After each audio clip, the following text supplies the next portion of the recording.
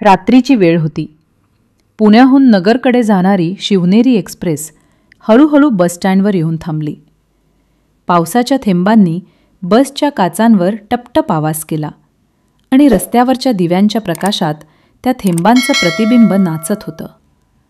Ticket, ticket घ्या.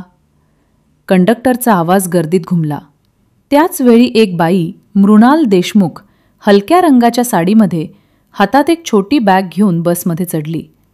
तिच्या चेहऱ्यावर थकवा आणि भीती दोन्ही दिसत होते. माळवाडी फाटा, ती म्हणाली. बरं, बसा पुढं, कंडक्टर म्हणाला. बस निघाली. इंजिनचा आवाज वाढला. प्रवासी त्यांच्या विचारात बुडाले. मृणाल खिडकीजवळ बसली. बाहेर अंधारात वीज चमकत होती. आज काहीतरी वेगळं वाटतंय, ती स्वतःशी पुटपुटली. बाजूच्या सीटवर एक तरुण म्हणाला, मॅडम, तुम्हाला काही हवं का? ती फक्त डोळ्यांनी नाही म्हणाली. थोड्याच वेळात बस शहराबाहेर निघाली आणि प्रकाश कमी झाला. अचानक बस थांबली. ड्रायव्हर म्हणाला, समोर रस्ता ब्लॉक आहे, काहीतरी अपघात झालाय. सगळे प्रवासी खिडकीबाहेर पाहू लागले. समोर 2 पोलीस उभे होते आणि एक कार उलटी पडली होती. मृणालचं हृदय धडधडलं. त्या कारमध्ये कोण होतं? कोणीतरी विचारलं. एक महिला, तिचं नाव मृणाल देशमुख असं ID कार्डवर आहे, पोलीस म्हणाला. बसमधल्या सगळ्यांनी तिच्याकडे पाहिलं. ती थबकली. मीच मृणाल देशमुख आहे, ती घाबरून म्हणाली. पोलिसांनी एकमेकांकडे पाहिलं. पण त्या कारमध्ये तुमचं मृत शरीर होतं, एक पोलीस म्हणाला. तिचा चेहरा पांढरा पडला. हे काय चाललंय? ती कुजबुजली. कदाचित ID चुकीचा असेल, ती म्हणाली. पण पोलिसांनी विचारलं, मॅडम, तुम्ही कुठून आलात? पुण्याहून. पण त्या कारणाने पुण्याहूनच प्रवास केला होता. बसमधलं वातावरण थंड झालं.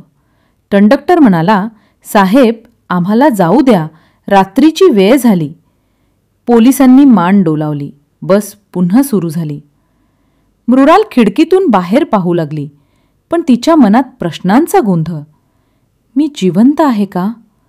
त्या अपघातातली बाई कोण होती?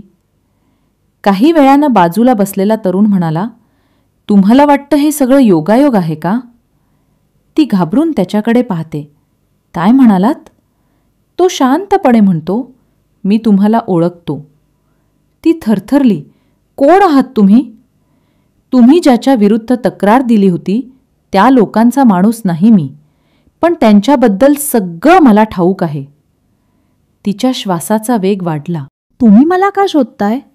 कारण तुमच्याकडे ते फाईल आहे, जी फाईल सगळं उघड करू शकते. ती बॅग घट्ट धरते. माझ्याकडे काही नाही, असंच सगळे म्हणतात.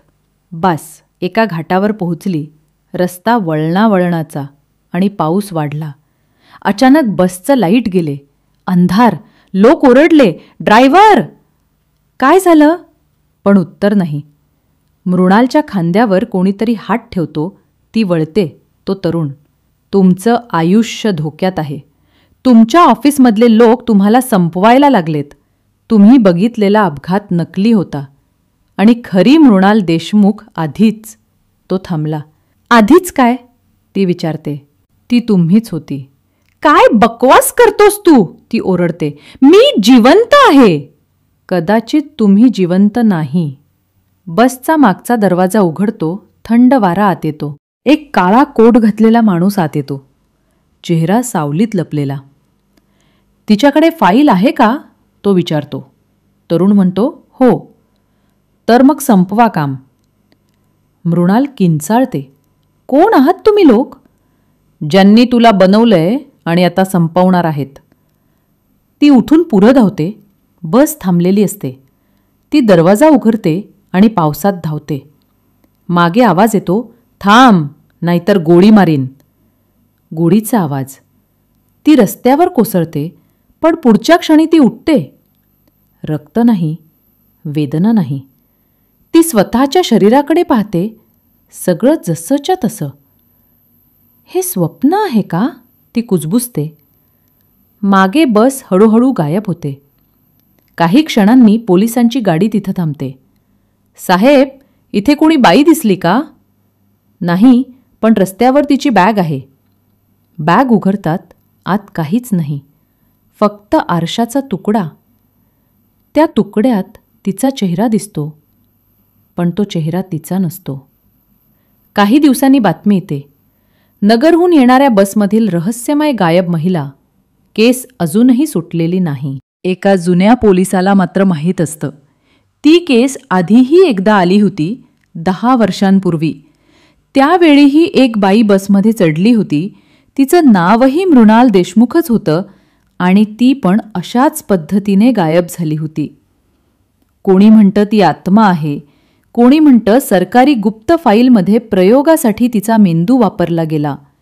पण प्रत्येक वर्षी त्या घाटावर पावसाच्या रात्री बसच्या खिडकीतून एक बाई बाहेर पाहताना दिसते. तिचे डोळे भीतीने भरलेले आणि हातात तीच बॅग. ड्रायव्हर्स म्हणतात ती अजून प्रवास करते, आपल्या मृत्यूचा पुरावा शोधायला. काही वेळा प्रवाशांना वाटतं कुणीतरी त्यांच्या बाजूला बसलंय, पण जेव्हा ते वळतात सीट रिकामी असते. शहरात एका चौकात अजूनही तिचा फोटो लागलेला आहे. Missed, Mrs Mrinal Deshmukh. आणि खाली लिहिलं आहे, शेवटचा पाहिला, शिवनेरी बस, पुणे नगर मार्ग.